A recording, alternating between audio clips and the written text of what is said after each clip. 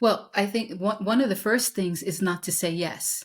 And so our impulse is to say yes immediately, because think about culturally how most of us are raised. We are raised to be pleasers, to help people, to support everyone, and to be nice. And with that sort of background, the impulse is when someone comes to you is to say yes to something. And I would challenge you, my clients, everyone to say, resist the impulse to say yes.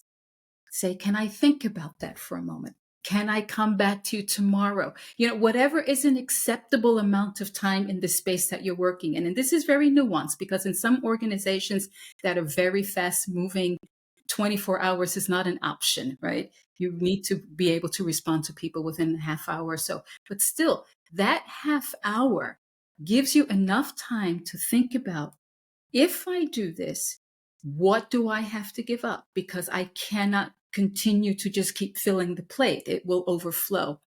And so that's the first step, is resisting the impulse to say yes.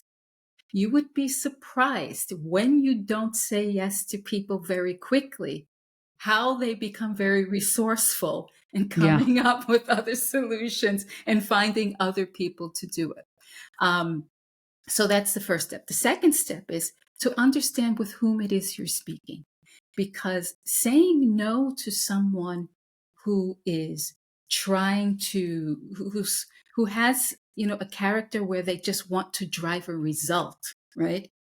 That person, probably need to say no to them in a way to say, if I say yes to what I'm doing now, that project over there isn't going to get done. And I know that that's also a priority for us, for the team, for the business unit.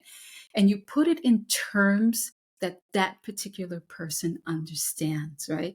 If you're dealing with someone who really cares about the harmony of the team, the harmony of keeping everybody included, making sure that we're working in an environment that's very democratic, then maybe the no is, I can say yes to this, but that is going to impact the team in this way.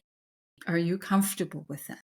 Because then it becomes a co-creative sort of decision-making process, as opposed to it being binary, yes, no, she's helping, she's not helping.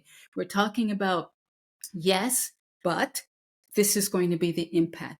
No, but this is how things will continue to run. And so I really try to encourage my clients to think of it as, it's not a yes, no response. It's a conversation, and you have to understand who the person is, who you're talking to, how they tick, and what their priorities are, so you find the right approach to saying no to that person.